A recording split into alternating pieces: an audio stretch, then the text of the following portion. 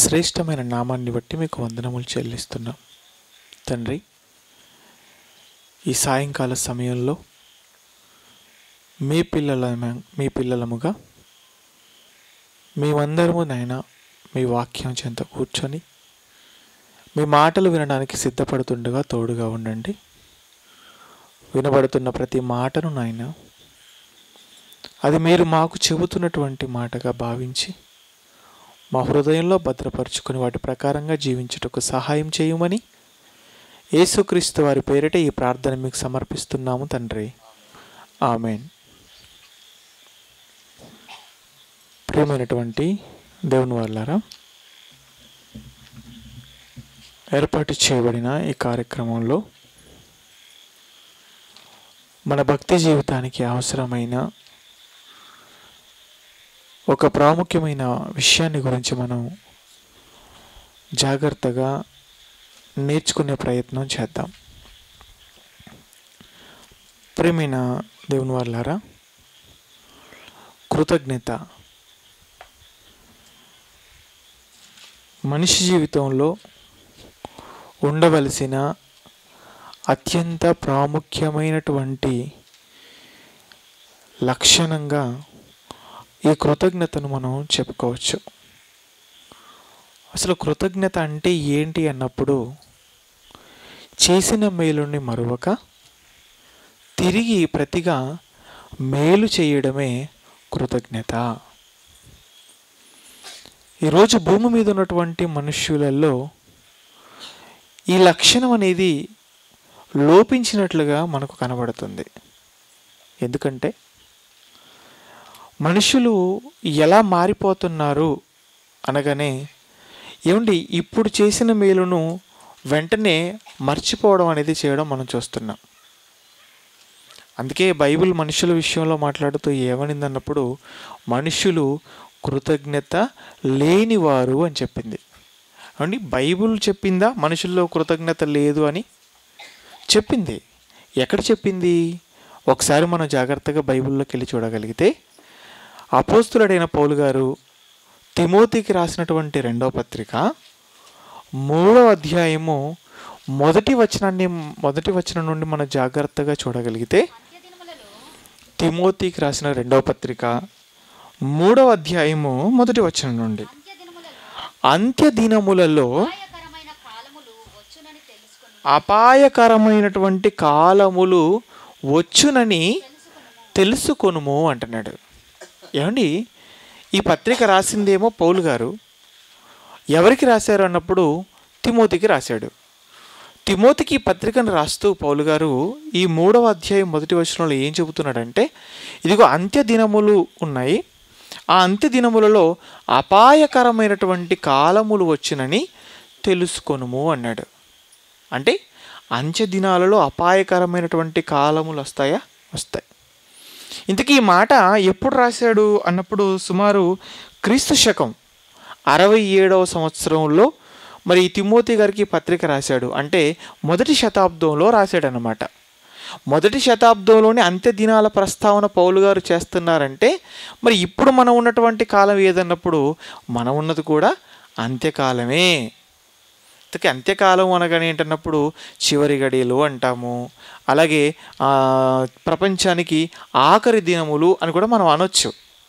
ఇక్కడేమో పౌలు గారు ఇంత చక్కగా అంత్య దినాలు అన్నాడు, కానీ యోహాను గారు మాట్లాడుతూ ఆయన ఏం చెప్పారో ఒకసారి మనం యోహాను రాసిన మొదటి పత్రిక 2వ అధ్యాయం 18వ వచనంకి వెళ్ళిపోతే, అక్కడ ఆయన ఏం చెబుతున్నాడో చూడండి. యోహాను రాసిన మొదటి పత్రిక 2వ అధ్యాయము 18వ వచనం, చిన్నపిల్లలారా ఇది కడవరి గడియ అంటున్నాడు. చిన్నపిల్లారా ఇది కడవరి గడియ. కడవరి గడియ అన్నా కూడా అంత్యదినాలే.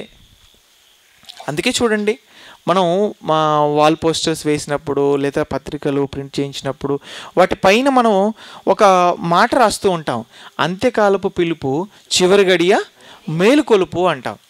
అంటే అంత్యకాలంలో ఉన్నాము, ఇది చివరి గడిగా మనందరికీ వస్తున్నటువంటి మేలుకొలుపు అని. ఇలాని మరి ఇది అంత్య దినములే అనడానికి దీనికంటూ ఏమైనా లక్షణాలు ఉన్నాయా అండి అని మీరు అడగొచ్చు. వాస్తవానికండి ప్రతి వ్యాధికి లక్షణాలు ఉంటాయి. అంతే కదా, లక్షణాలని బట్టే మీకు వచ్చింది ఈ వ్యాధి అని చెప్పడం అనేది జరుగుతుంది. సుమారు 2-3 సంవత్సరాల క్రితం ఈ ప్రపంచం పైకి ఒక వ్యాధి వచ్చింది. ఇంతకీ ఏంటి ఆ వ్యాధి? Corona virus. కరోనా వైరస్కు ఏమంటే లక్షణాలు ఉన్నాయి అన్నప్పుడు ఉన్నాయి. ఎలాంటి లక్షణాలు అన్నప్పుడు ఆ వ్యాధి ఎవరికైతే సోకుతుందో వారికి జ్వరం ఉంటుంది, దగ్గు ఉంటుంది, ఆయాసం ఉంటుంది. ఈ లక్షణాలు కనపడగానే వెంటనే ఏమనవాలన్నప్పుడు ఏమంటే ఇతనికి కరోనా వచ్చినట్టుందండి, ఒకసారి టెస్ట్ చేయించుకుంటే మంచిది అనేవాళ్ళు. అంటే ఆ వ్యాధికి ఉన్నటువంటి లక్షణాలు అవి. అలాగే ఒక్కొక్క వ్యాధికి ఒక్కొక్క లక్షణం ఎలాగైతే ఉన్నట్లు మనకు కనబడుతుందో అలాగే అంత్య దినాలకు కూడా కొన్ని లక్షణాలు ఉన్నాయి. యేసుక్రీస్తు వారు కూడా మాట్లాడుతూ, ప్రభువా అసలు ఇవన్నీ ఎప్పుడు జరుగుతాయి, అసలు పరిస్థితి ఎలా ఉంటుంది అన్నప్పుడు, ఇదిగో ఆఖరి దినాల్లో ఎలా ఉంటాయో నేను చెబుతున్నాను, మీరు జాగ్రత్తగా వినండి అని యేసుక్రీస్తు వారు కూడా కొన్ని సూచనలు ఆయన చేసినట్లుగా మనకు కనబడుతుంటుంది. ఎక్కడ? మార్కు సువార్త 13వ అధ్యాయము 7వ వచనం నుండి మనం జాగ్రత్తగా చూడగలిగితే, అంత్య దినములలో పరిస్థితులు ఎలా ఉంటాయో యేసుక్రీస్తు వారు కూడా అక్కడ కొన్ని విషయాలు చెప్పాడు. ఏమండి ఒకసారి ఆ మాటలు మనం చూద్దాం. ఆయన ఏమంటున్నాడో మార్కు సువార్త 13వ అధ్యాయము 7వ వచనం నుండి మనం జాగ్రత్తగా చదవగలిగితే, మీరు యుద్ధములను గూర్చియు యుద్ధ సమాచారమును గూర్చియు వినినప్పుడు మీరు కలవరపడకండి, ఇవి జరగవలసి ఉన్నవి, కానీ అంతం అనేది వెంటనే రాదు అని అంతం గురించి మాట్లాడుతూ ఆ తర్వాత ఏం చెప్తున్నాడో చూడండి. అమ్మ చదవండి. జనము మీదికి జనము, రాజ్యము మీదికి రాజ్యమును లేస్తాయి, అక్కడక్కడ భూకంపములు కలుగును, కరువులు వచ్చును, ఇవే వేదనలకు ప్రారంభము అన్నాడు. ఏమండి ఇక్కడ ప్రభు ఏవైతే చెప్పాడో అవి ప్రస్తుతానికి ప్రపంచంలో జరుగుతున్నాయి అన్నప్పుడు జరుగుతూనే ఉన్నాయి. రాజ్యాల మీదకి రాజ్యాలు లేవలేదా? ఏమండి అక్కడక్కడ కరువులు లేవా? యుద్ధాలు జరగడం లేదా? అంటే అన్నీ జరుగుతున్నాయి అంటే దాని అర్థం ఏంటన్నప్పుడు ఇదిగో ముగింపుకు వచ్చేసామన్నమాట. అంత్య దినాల్లో ఉన్నాం మనం అందరం అని ప్రభు మాటల్లో మనకు చాలా స్పష్టంగా ఇక్కడ కనబడుతుంది. ఇది ప్రపంచ పరిస్థితులు అయితే అంత్య దినములలో మనుష్యులలో కూడా కొన్ని ప్రమాదకరమైన లక్షణాలు కనబడతాయి అని పౌలు గారు తిమోతికి పత్రిక రాస్తూ 2వ పత్రిక 3వ అధ్యాయంలో 1వ వచనం నుండి దాని గురించినటువంటి ప్రస్తావన ఆయన చేయడం ప్రారంభించాడు. మనుషుల్లో కూడా కొన్ని లక్షణాలు కనబడతాయి అన్నప్పుడు కనబడతాయట. ఏంటి ఆ లక్షణాలు? ఏలయనగా మనుష్యులు స్వార్థప్రియులు, ఏమండి ధనాపేక్షులు, బింకములాడువారు, అహంకారులు, దూషకులు, తల్లిదండ్రులకు అవిధేయులు, కృతజ్ఞత లేనివారు అని చెప్తున్నాడు. ఇంకా చాలా ఉన్నాయి కిందకి వెళ్ళేటప్పటికి. ఆయన చెప్పినటువంటి ఈ మాటల్లో మనకు ఏం కనబడుతున్నప్పుడు మనుషులందరూ ఎలా ఉంటారటంటే స్వార్థపరులు అన్నాడు, స్వార్థ ప్రియులు అన్నాడు. మనకు మద్యం ప్రియులు తెలుసు, భోజన ప్రియులు తెలుసు. ఇక్కడ ఏ ప్రియులు కనబడుతున్నారు? స్వార్థ ప్రియులు. అంటే స్వార్థ ప్రియులు కూడా ఉంటారా? ఎందుకు ఉండరండి? మనిషి అనుకున్న ప్రతి వ్యక్తిలో ఏముంటుందన్నప్పుడు స్వార్థం ఉంటుంది. ఏమంటే నాలో స్వార్థం లేదండి, నేను అసలు స్వార్థపరునే కాదు అన్నాడంటే అతను అబద్ధం చెబుతున్నాడని అర్థం. ఎందుకు? మనిషిలో ఖచ్చితంగా స్వార్థం ఉంటుందండి. స్వార్థం అంటే ఏంటన్నప్పుడు నాకే కావాలి, ఇది నా సొంతం, అలాగే నేను బాగుంటే చాలు, పక్కవాడు ఏమైపోయినా పర్వాలేదు. ఇది ఏంటన్నప్పుడు స్వార్థం. ఈరోజు మనుషుల్లో స్వార్థం కనబడుతుందా లేదా అన్నప్పుడు ఎక్కడ చూసినా కానీ మనుషుల్లో చాలా స్పష్టంగా స్వార్థం అనేది కనబడుతుంది. దానికి ఒక మంచి ఎగ్జాంపుల్ చెప్పంటారా? ఏమండి దేవుడు 6 దినాలు కష్టపడ్డాడు. కష్టపడి ఈ సృష్టిని చేశాడు. 6 దినాలు కష్టపడి ఈ సృష్టిని చేసినటువంటి దేవుడు ఆ 6వ దినమును చివరిలో ఆదామును పెట్టడం, ఆ తర్వాత అవ్వ ఆదాములకు మీరు ఏం చేయాలంటే ఇదిగో భూమిని మీరు లోపరుచుకోండి, దీన్ని నిండించండి అని చెప్పాడు. అంటే ఇది మీరు లోపరుచుకోవడానికి, దీన్ని నిండించడానికి ఈ భూమి మీరందరూ తీసేసుకోండి అని చెప్పాడా? చెప్పాడు. దేవుడు ఎంత మంచివాడు అన్నప్పుడు ఆయన చేసినటువంటి సృష్టిని మనుషులందరూ కూడా సమానంగా పంచుకోవాలి, సమానంగా దీన్ని అనుభవించాలని కోరుకున్నాడు. మరి మనుషులు ఈరోజు అందరూ సమానంగా ఈ భూమిని అనుభవిస్తున్నారా? లేదు. ఒకరికేమో అసలు ఉండడానికి ఇల్లే లేదు, కానీ మరొకరికి వందల వేల ఎకరాల ఆస్తులు ఉన్నాయి. లేవో చెప్పండి. ఏమంటే ఈరోజు రాజకీయ నాయకుల గురించి మనం మాట్లాడుకుంటున్నప్పుడు ఏ నాయకుడి గురించి ప్రస్తావన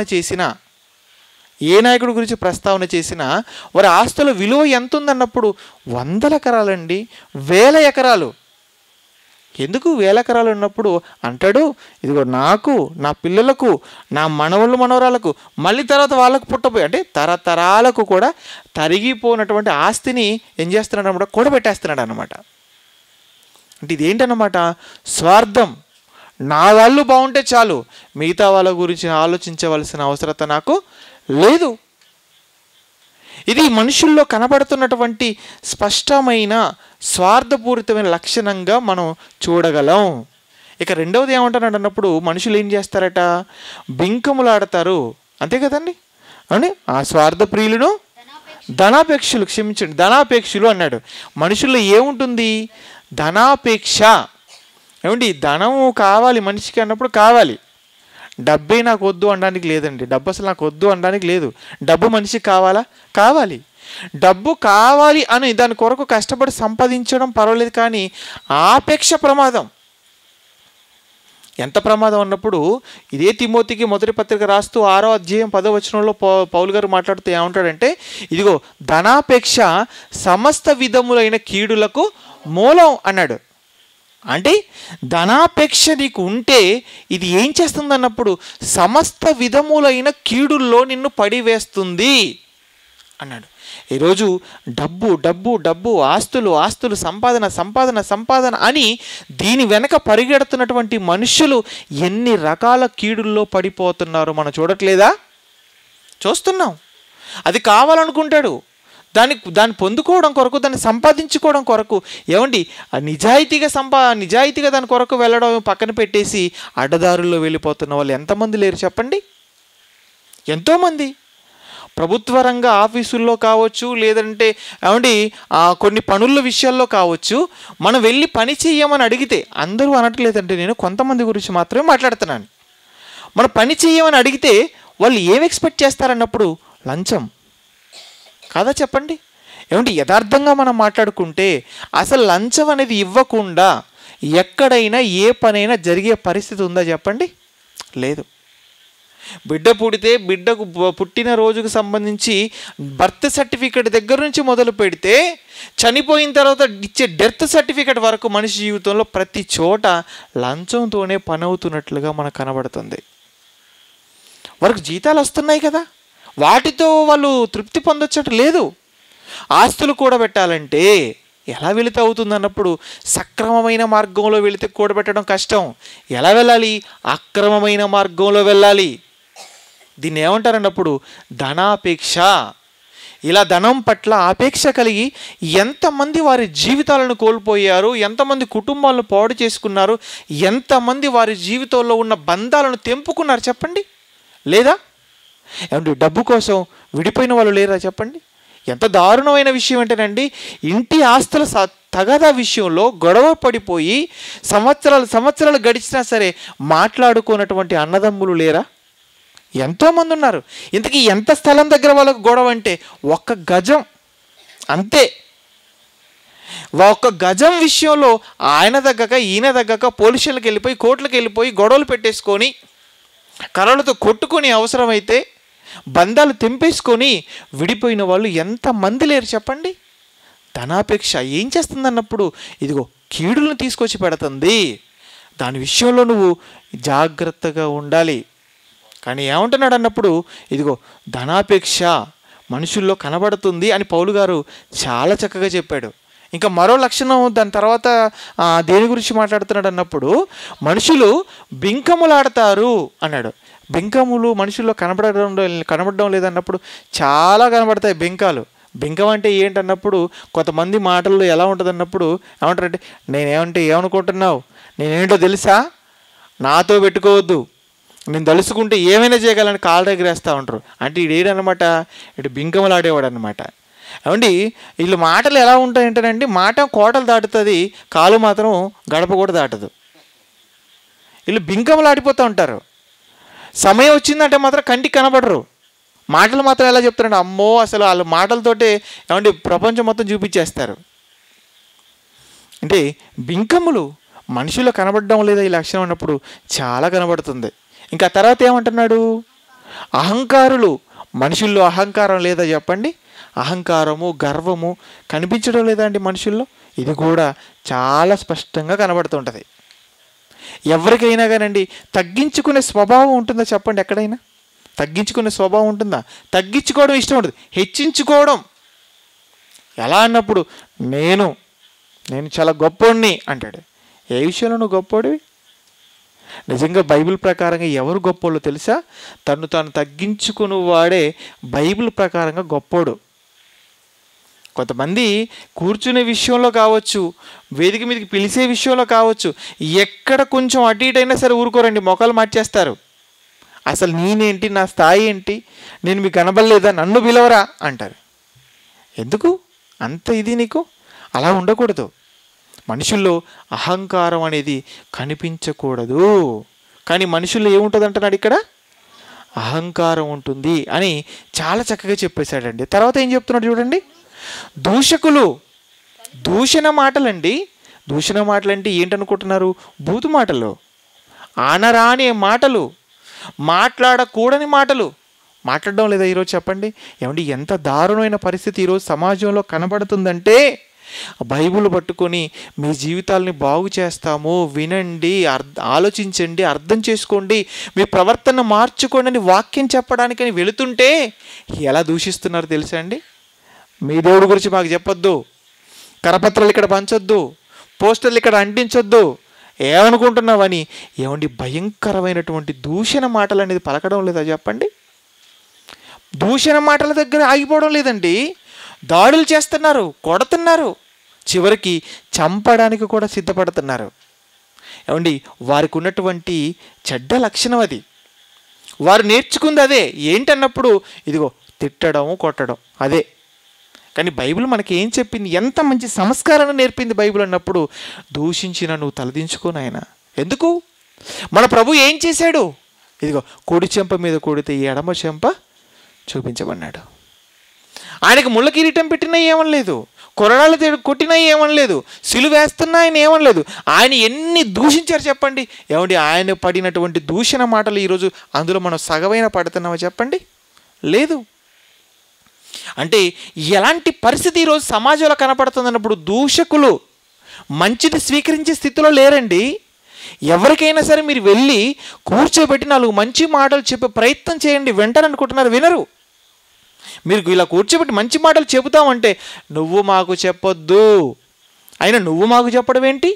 నువ్వు చెప్పితే వినే స్థితిలో మేము ఉన్నామా? అసలు నువ్వు మాకు చెప్పేంతటోడివా ఏంటి? మాటలు ఎంత వదరబోతూ మాటలు మాట్లాడుతున్నారు అన్నప్పుడు అలాంటి పరిస్థితి ఉంటుంది అని ఆల్రెడీ దేవుడు బైబిల్లో చెప్పాడండి. ఏమండి దూషించేవాడు ఎన్ని దూషించినా మనం పడుతున్నామంటే దాని అర్థం ఏంటో తెలుసా అండి? వాక్యం మనకు అర్థమైందని. నిజంగానండి దేవుని పనిలో ఉన్నప్పుడు, దేవుని పని చేస్తున్నప్పుడు ఎవరైనా దూషించినా లేదా ఎవరైనా దెబ్బలు కొట్టినా వాటిని సహించుకుంటున్నారంటే వారు నిజమైన దేవునికి ఇష్టమైన పిల్లలు. వాళ్ళు దేవుని మనసు అర్థం చేసుకున్నవారు, దేవుడేంటో పూర్తిగా వారి నరనరాలు జీర్ణింప చేసుకున్న వాళ్ళు. ఎలా చెప్పగలం అన్నప్పుడు, 1వ శతాబ్దంలో పౌలు గారు వెళ్ళారండి, ఒక ప్రాంతానికి వెళ్ళిపోయారు. ఆయన వాక్యం చెబుతుంటే ఆయనకి వాళ్ళు ఎంత దారుణంగా వాళ్ళని ఆయన హింసించారో ఒకసారి చూద్దాం ఈ సందర్భంలో. అపోస్తల కార్యములు చూడండి ఒకసారి. అపోస్తల కార్యములు 14వ అధ్యాయం చూడండి.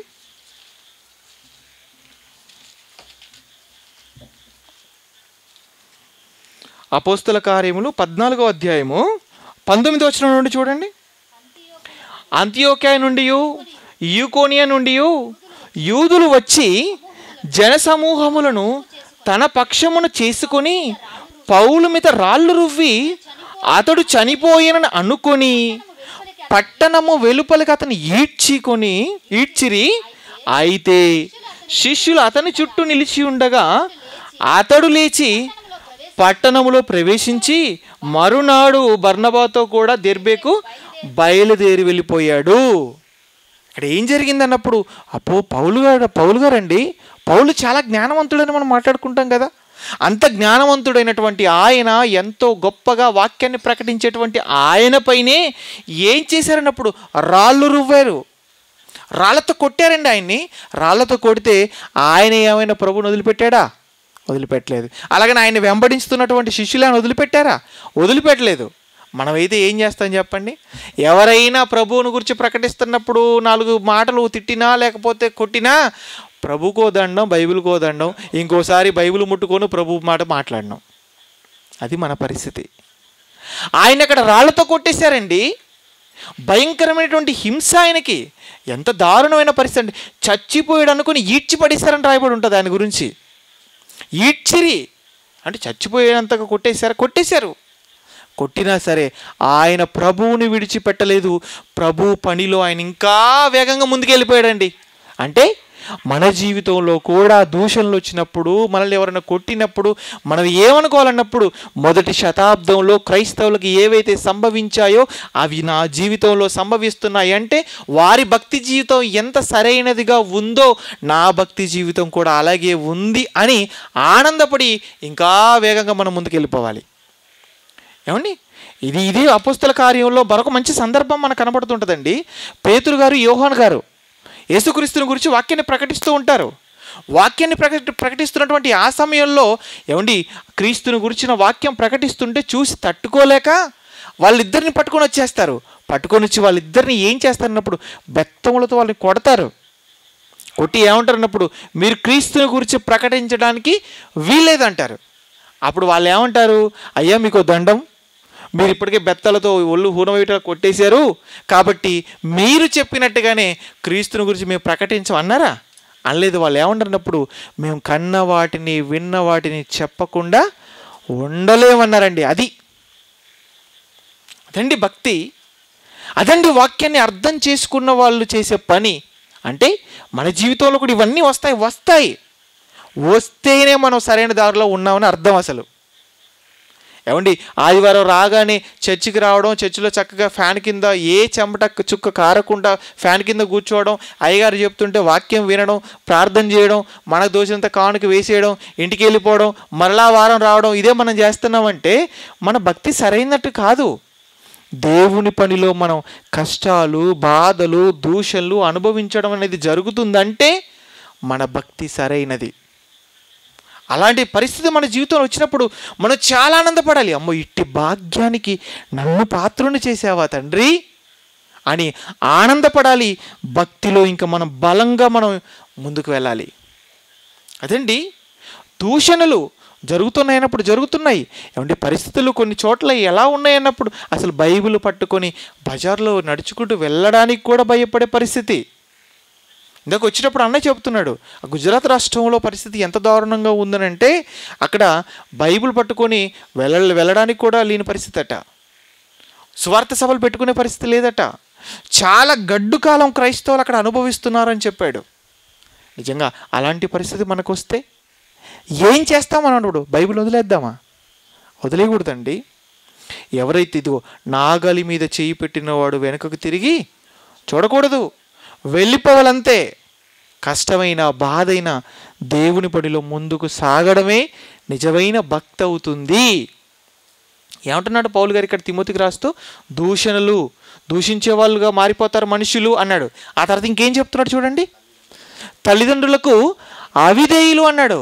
తల్లిదండ్రులకట విధేయులు అన్నాడా, అవిధేయులు అన్నాడా? అవిధేయులు.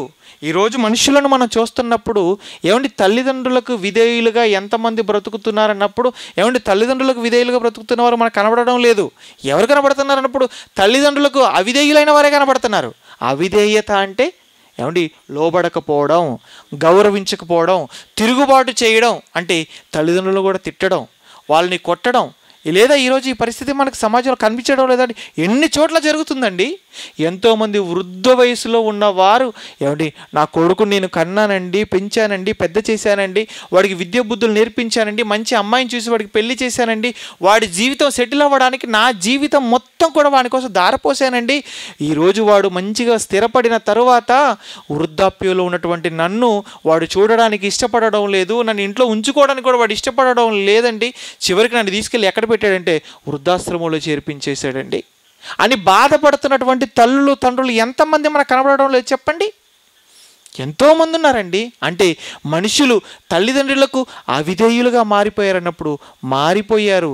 బైబిల్ ఎంత చక్కగా చెబుతుంది చూడండి. మనుషులు ఎలా మారిపోతారని బైబిల్ చెప్పిందో అది కళ్ళకు కట్టినట్టుగా ఈరోజు సమాజంలో మనకు కనబడుతుంది. ఇంకేం చెప్పాడు చూడండి, కృతజ్ఞతలు లేనివారు అన్నాడు. కృతజ్ఞత లేనివారు అన్నాడు.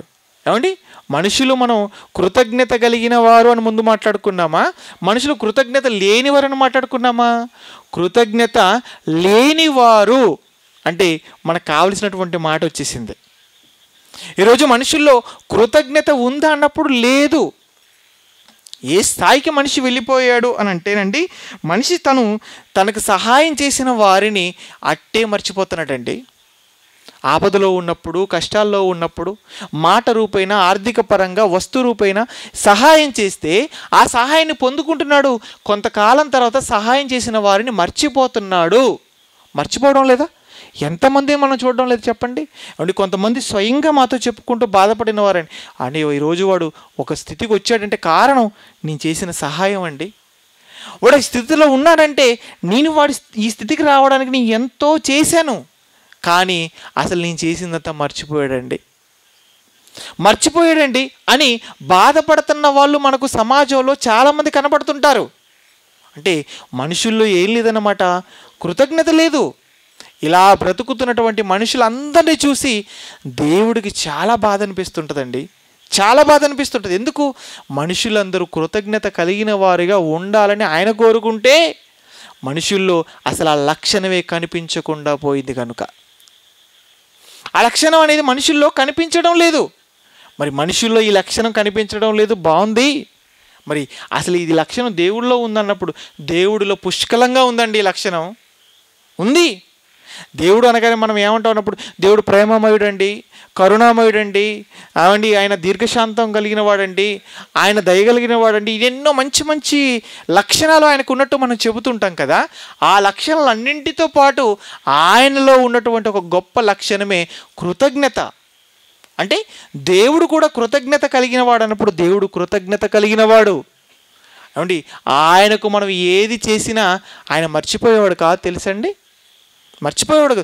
మనుషులకు నువ్వు ఎంత చెయ్యి మర్చిపోతారు, కానీ దేవుడి కొరకు నువ్వు ఏది చేసినా ఆయన ఎట్టి పరిస్థితుల్లో మర్చిపోడు. ఎంత చిన్న విషయాలు కూడా ఆయన జ్ఞాపకం పెట్టుకుంటాడో తెలుసా అండి. నా పేరట ఇంటికి వచ్చిన వాడికి గిన్నెడు చన్నీళ్ళు ఇస్తేనే ప్రతిఫలం పోగొట్టుకోవు అన్నాడు. అంటే ఆయన పేరిట ఎవరైనా మన ఇంటికి వచ్చినప్పుడు అతన్ని కూర్చోబెట్టి ఒక గ్లాసు నీళ్ళు ఇచ్చామనుకోండి, చన్నీళ్ళు, ఆ ఇచ్చిన నీళ్ళకు కూడా దేవుడు జ్ఞాపకం పెట్టుకొని మనకు ప్రతిఫలం ఇస్తాడట. అంటే చిన్న విషయాన్ని కూడా జ్ఞాపకం పెట్టుకుంటాడండి. అదండి దేవుడు గొప్పతనం. ఇంకా ఆయన కోసం చేసే కార్యాలన్నీ ఆయన గుర్తుంటాయన్నప్పుడు అన్నీ కూడా గుర్తుపెట్టుకుంటాడు అని నేను చెప్పడం కాదు, బైబిల్లో రాయించాడు దేవుడు. ఒకసారి చూడండి ఆ మాట ఈ సమయంలో. హెబ్రీలకు రాసినటువంటి పత్రిక 6వ అధ్యాయము 10వ వచనం చూడండి. హెబ్రీలకు రాసినటువంటి పత్రిక 6వ అధ్యాయము 10వ వచనం. మీరు చేసిన కార్యములను మీరు పరిశుద్ధులకు ఉపచారము చేసి ఇంకను ఉపచారము చేయుచుండుట చేత తన నామమును బట్టి చూపిన ప్రేమను మరుచుటకు దేవుడు అన్యాయస్తుడు కాడు. మీరు చేసిన కార్యాలు అలాగే పరిశుద్ధులకు చేసిన ఉపచారము ఆయన అసలు మర్చిపోయేవాడే కాదు. అలా మర్చిపోయేటువంటి అన్యాయస్తుడు దేవుడు కాదంటున్నాడు. అంటే దేవుడు అన్యాయస్తుడు కాదు అన్నాడంటే అన్యాయస్తులు ఎవరు చెప్పండి? మనుషులు ఎంత అన్యాయస్తులండి. చేసింది మర్చిపోతున్నాడంటే అన్యాయస్తుడనే కదా అర్థం. అంటే దేవుడు అసలు ఏది మర్చిపోడు అన్నప్పుడు ఏది మర్చిపోడు. ఆయనలో ఉన్నటువంటి ఈ లక్షణమే అసలు మనలో కనిపించాలండి. ఎందుకు కనిపించాలి? ఏది మర్చిపోనటువంటి లక్షణం మనలో అన్నప్పుడు మనం నోరు తెరిస్తే మనం ఎవరి పిల్లలు అని చెప్పుకుంటాం? దేవుని పిల్లలు అంటాం. అవునా కదా చెప్పండి? ఆ రోజు యేసుక్రీస్తు వారు వాక్యాన్ని ప్రకటిస్తున్నటువంటి కాలంలో నోరు తెరిస్తే వాళ్ళు యూదులు ఏమని చెప్పుకునేవాళ్ళు తెలుసా? మేము అబ్రహాము పిల్లలం, అబ్రహాం సంతానం అని చెప్పుకునేవాళ్ళు. చెప్పుకోవడానికైతే అబ్రహాం పిల్లలే, కానీ అబ్రహాం లక్షణం వాళ్ళు ఏది లేదు. ఈరోజు మనం అందరం కూడా దేవుని పిల్లలం అని చెప్పుకుంటున్నాం. మరి దేవుని లక్షణం ఉందా? లేదు. అంటే మనం కూడా ఎవరిలా ప్రవర్తిస్తున్నాం అనమాట? ఇజ్రాయెల్లా ప్రవర్తిస్తున్నామేమో. వద్దండి, అలా ఉండకూడదు.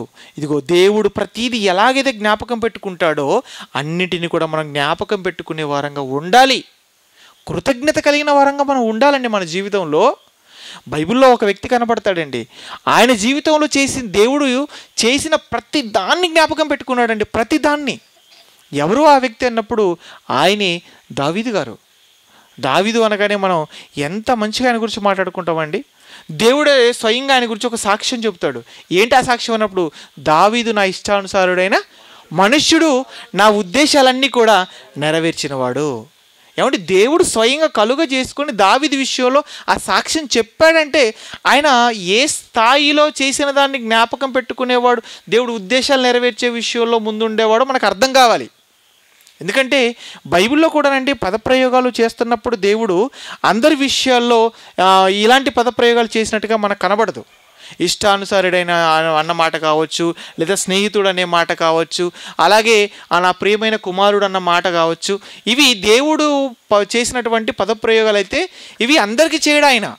ఈ నా ప్రియమైన కుమారుడు అనగానే వెంటనే మనకు ఎవరు గుర్తొస్తారు? యేసుక్రీస్తు వారు గుర్తొస్తాడు. అలాగే నా స్నేహితుడు అనగానే ఎవరు గుర్తొస్తారు? అబ్రహాం గారు గుర్తొస్తారు. అలాగే నా ఇష్టానుసారుడైన మనుష్యుడు అనగానే మనకి ఎవరు గుర్తొస్తాడు అన్నప్పుడు దావీదు గారు గుర్తొస్తారు. అంటే ఇవి చాలా విలువైన పదాలు. దేవుడు కొందరికే ఆయన ఆపాదించినటువంటి పదాలుగా కనబడుతుంటాయి. దావీదు విషయంలో అంత మంచి సాక్ష్యం దేవుడు చెప్పాడంటే ఆయన జీవితం ఎంత బాగుండాలి. నిజంగా బాగుంది అన్నప్పుడు చాలా బాగుంది. ఏమంటే ఎప్పుడు దావీదు ఏం జ్ఞాపకం చేసుకునేవాడు అన్నప్పుడు ఆయన ప్రారంభ స్థితి జ్ఞాపకం చేసుకునేవాడండి. ప్రారంభ స్థితి. అసలు దావీదు ప్రారంభ స్థితి ఏంటన్నప్పుడు ఆయన ప్రారంభ స్థితి అది రాజకుటుంబమే కాదైంది. ఆయనది ఏ కుటుంబం అన్నప్పుడు చాలా చిన్న కుటుంబంలో పుట్టాడు. ఆయన ఏం చేసేవాడు అన్నప్పుడు గొర్రెల కాపరి అయిన దావీదు గొర్రెల కాపరే. గొర్రెల మందంతా తీసుకుని అడవికి వెళ్ళిపోయేవాడు. సాయంత్రం వరకు వాటిని జాగ్రత్తగా మేపేవాడు. అక్కడి నుంచి ఇంటికి తీసుకుని వచ్చి ఆ దొడ్డిలో తోలేవాడు. ఆ తర్వాత ఉదయాన్నే లేచి ఒక తట్ట తీసుకుని వెళ్ళి అదంతా శుభ్రం చేసి ఆ చెత్తంతా తీసుకెళ్ళి పెంట మీద పోసేవాడు. ఇదే కదండి గొర్రెల కాపరి. ఈ పని చేయాలా వద్దా చెప్పండి? చెయ్యాలి, చేస్తాడు. అంటే ఈ పని చేసుకునేటువంటి స్థితిలో ఉన్న దావీదును దేవుడు చూశాడు, తీసుకొని వచ్చి సింహాసనం మీద కూర్చోబెట్టాడు. గొర్రెల కాచుకునే వ్యక్తిని తీసుకొని వచ్చి ఇజ్రాయేలులందరిని కూడా కాచేటువంటి స్థాయిలో దేవుడు కూర్చోబెడితే ప్రారంభ స్థితి దావీదు మర్చిపోలేదండి. దేవా, అసలు ఏంటి నా ప్రారంభం? నేను ఎక్కడో గొర్రెలు కాచుకుంటూ ఉండేవాడిని, అలాంటి స్థితిలో ఉన్న నన్ను తీసుకొని వచ్చి సింహాసనం మీద కూర్చోబెట్టావని దేవుడు తనకు చేసినటువంటి మేలులను ఎప్పటికీ మర్చిపోకుండా జ్ఞాపకం చేసుకుంటూనే ఉండేవాడండి దావీదు. అదండి కృతజ్ఞత కలిగి ఉండడం. అందుకే ఆయన దావీదు విషయంలో దేవుడు స్వయంగా ఆ మాట చెప్పాడు. ఇంకా దావీదు ఏ విషయాలు తండ్రి నువ్వు నాకు చేశావు, నువ్వు ఏ విషయాలు నాకు మేలుడు చేశావు అని దేవునికి ఆయన కృతజ్ఞతలు చెల్లిస్తుంటాడో బైబిల్లోకి వెళ్ళి మనం ఒక సందర్భం చూద్దాం. ఏమండి? ఆ కీర్తన గ్రంథం 139వ అధ్యాయం చూడండి. కీర్తనల గ్రంథం 139వ అధ్యాయము 13వ వచనం నుండి చూడగలిగితే, కీర్తనల గ్రంథం 139వ అధ్యాయము 13వ వచనం, నా అంతరింద్రియములను నీవే కలుగు చేసితివి, నా తల్లి గర్భమందు నన్ను నిర్మించిన వాడవు నీవే అంటున్నాడు. నా తల్లి గర్భమందు నన్ను నిర్మించింది నీవే అయ్యా అంటున్నాడు. అంటే తల్లి గర్భంలో నేను పడినప్పుడు నువ్వు నా తల్లి దగ్గరికి వచ్చావు, నాకు కావలసినటువంటి అవయవాలన్నీ కూడా నీవే నిర్మించావు అని ఆయన జన్మ విషయంలో కూడా దేవుడు చేసిన మేలును జ్ఞాపకం చేసుకుంటున్న వ్యక్తిగా దావీదు మనకు కనబడుతున్నాడు. మనం ఎప్పుడైనా జ్ఞాపకం చేసుకున్నామండి ఈ విషయంలో దేవుణ్ణి? చెప్పండి. దేవా, నన్ను నా తల్లి గర్భంలో నేను ప్రారంభమైనప్పటి నుంచి నాతో ఉన్నావయ్యా, నువ్వు నాతో ఉన్నావు, నాకు కావలసిన అవయవాలను ఇచ్చావు, జాగ్రత్తగా తల్లి గర్భం నుంచి ఈ భూమి మీదకి రప్పించావు, నేను ఈ భూమి మీదకి వచ్చిన నాటి నుండి ఇప్పటి వరకు నాతో ఉంటున్నావు, ఎన్నో ప్రమాదాల నుంచి నన్ను తప్పించావు, ఎన్నో అనారోగ్య సమస్యల నుంచి నన్ను కాపాడావు, ప్రాణం పోయే స్థితిలోకి నేను వెళ్ళినప్పుడు కూడా నా చేయి పట్టి నన్ను కాపాడి నా ప్రాణం నిలబెట్టావు. అసలు నువ్వు నా జీవితంలో చేసిన మేలు అన్నీ ఇన్ని కావు, నీవు ఉండడాన్ని బట్టే ఈరోజు నేను ప్రాణాలతో ఉన్నాను, అందుకే నీకు స్తుతులు అని ఏ రోజైనా మనం దేవుడికి కృతజ్ఞతలు చెప్పామా? చెప్పండి. ఏ రోజైనా చెప్పామా? ఏమండి, ఈరోజు మనం సజీవులంగా బ్రతికి బట్ట కట్టి ఇక్కడ కూర్చుని వాక్యాన్ని వింటున్నామంటే ఇది దేవుడు దయ కాదా? చెప్పండి. దేవుడు చేసినటువంటి మేలు కాదా? దేవుడు చేసిన మేలు. ఈ దినాన్ని చూడక, ఈ వాక్యాన్ని వినకుండా ఎంతోమంది వారి జీవితాలను ముగించుకొని కాలగర్భంలో కలిసిపోయారన్నప్పుడు కలిసిపోయారు. ఒక రోజులో ప్రపంచవ్యాప్తంగా కొన్ని వందల మంది చచ్చిపోతున్నారే, వేల మంది చనిపోతున్నారే. అలా చనిపోయిన వాళ్ళలో నువ్వు నేను లేము కదా, మనం లేము. ఇంతెందుకండి, భయంకరమైనటువంటి కరోనా వ్యాధి వచ్చిందా? వచ్చింది.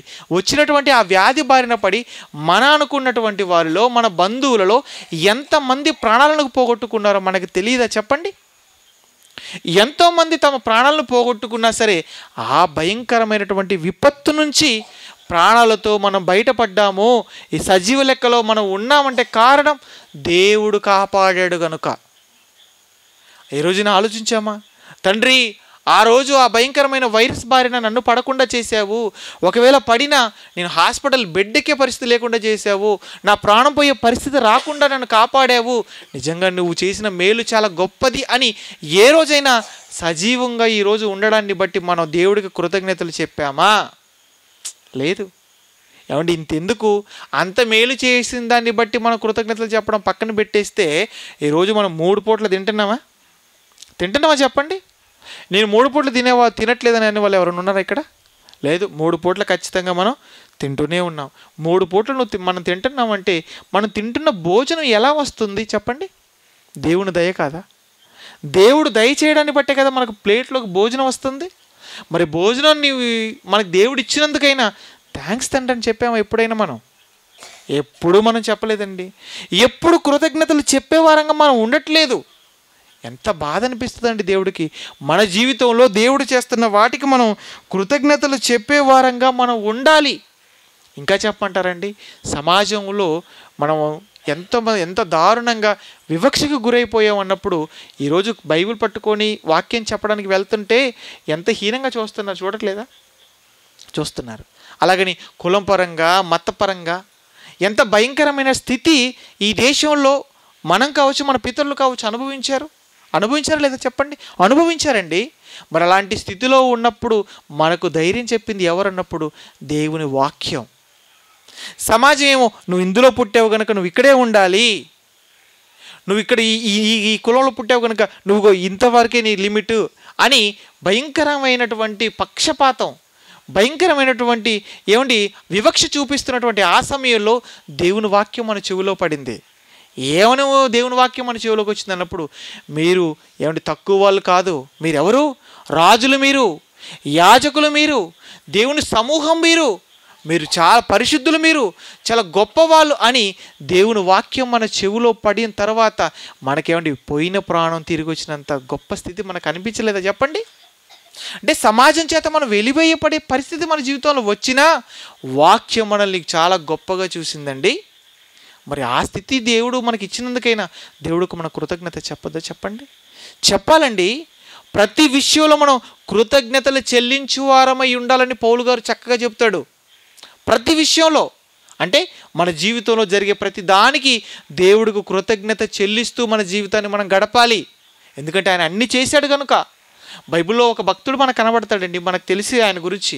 ఎవరు ఆయన అన్నప్పుడు ఆయనే యోబు జీవితంలో మనం చూస్తే అసలు ఎలాంటి కష్టాలు వచ్చాయి ఆయన జీవితంలో. ఆయన జీవితంలో వచ్చిన కష్టాలు మన జీవితంలో వచ్చాయా? లేవు. అసలు ఎవరి యోబు అన్నప్పుడు ఈ యోబు ఎవరో, ఆయన జీవితం ఎలా ఉందో, ఆయన జీవితంలో ఎలాంటి కష్టాలు వచ్చాయో, ఎలాంటి కష్టాలు వచ్చినా సరే ఆయన దేవుడికి ఏ స్థాయిలో కృతజ్ఞతలు చెల్లించాడో ఒకసారి మనం అక్కడికి వెళ్దాం.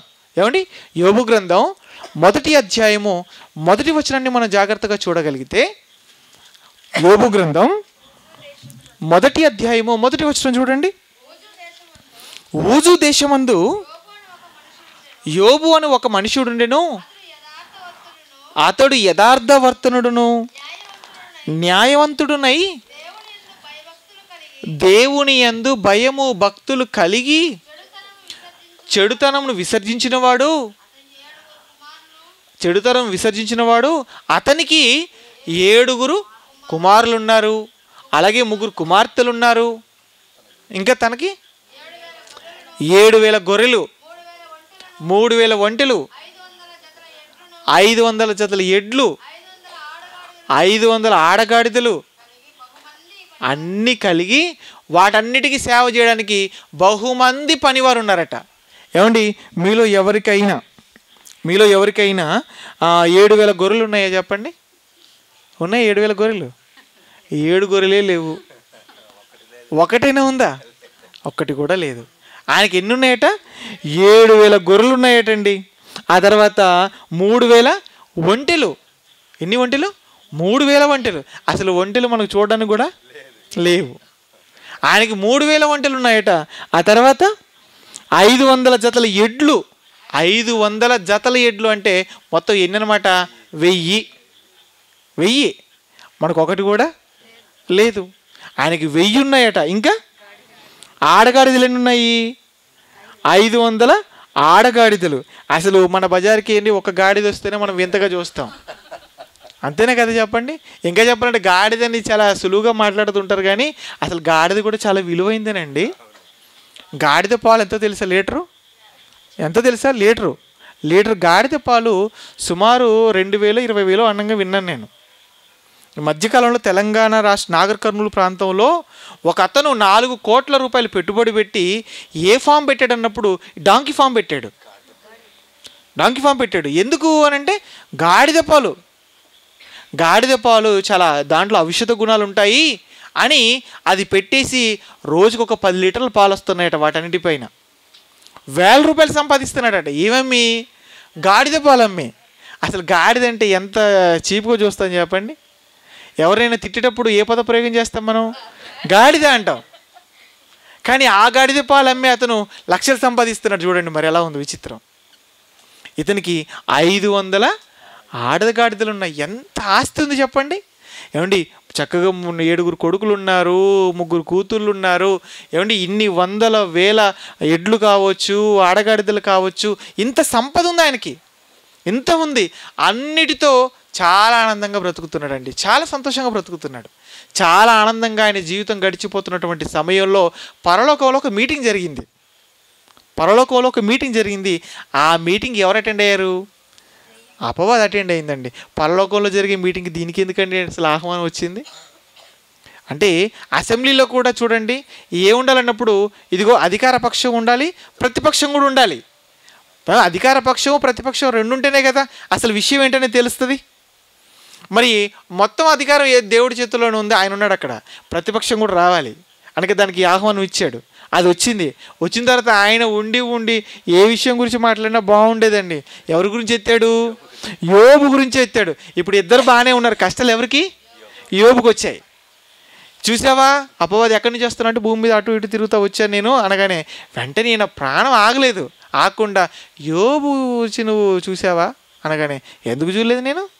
ఆయనకు నువ్వు కంచేసావు, కాపాడుతున్నావు అనగానే ఆయనకి ఏమనిపించింది? అయితే కంచె తీసేస్తా చూసుకోవాలని. నువ్వు కానీ కంచె తీసేస్తే ఆయన ఏపాటి భక్తో తేలిపోద్ది అని అపవాది ఎప్పుడైతేనండి ప్రపోజల్ పెట్టిందో దేవుడు ముందు, వెంటనే దేవుడు దానికి ఏమి ఇచ్చేసాడు? పర్మిషన్ ఇచ్చేసాడు. నువ్వు వెళ్ళు, ఏం చేస్తావో చెయ్యి, ప్రాణం ముట్టుకుంటే మాత్రం ఊరుకునేది లేదన్నాడు. అంతే. ఇక వచ్చిందండి. అప్పటి నుంచి యోబుకు ఒక్కొక్కటి పోవడం ప్రారంభమైంది. ముందు ఏం పిల్లలు పోయారు, ఆస్తి పోయింది, అన్నీ పోయాయండి. ఆయనకున్నటువంటి మొత్తం మొత్తం పోయింది. అంత పోయిన తర్వాత కూడా నిజంగానండి ఆయన అన్న మాట అసలు ఏ భక్తుడు అనలేడండి, ఎవ్వరు అనలేరు. ఉన్నదంతా పోయినా ఆయన ఏ మాట అన్నాడో ఒకసారి ఆ మాట చూడండి. కిందకి వెళ్ళేటప్పటికి మొదటి అధ్యాయం కిందకి వెళ్ళేటప్పటికి మనకు కనబడుతుంటుంది. ఆ 21లో యెహోవా ఇచ్చెను, యెహోవా తీసుకుని పోయిను, యెహోవా నామమునకు స్తుతి కలుగునుగాక అనేసాడండి. వాహ్, ఎంత మంచి మాట చూడండి. ఆస్తి ఇచ్చింది యెహోవానే, పిల్లల్ని ఇచ్చింది యెహోవానే, ఆయనే ఇచ్చాడు, ఆయనే తీసుకుని వెళ్ళిపోయాడు. ఇచ్చినందుకు తీసుకుని వెళ్ళిపోయినందుకు కూడా ఆయనకి స్తుతి కలుగును గాక అన్నాడు. ఎవరైనా ఈ మాట అనగలరా చెప్పండి? దేవా, అడగ్గా అడగ్గా అడగ్గా నాకు కొడుకునిచ్చావు, ఆ ఇచ్చిన కొడుకు నువ్వు తీసుకుని పోయావు, నీకు స్తుతి కలుగును గాక అని మనం అంటామా చెప్పండి?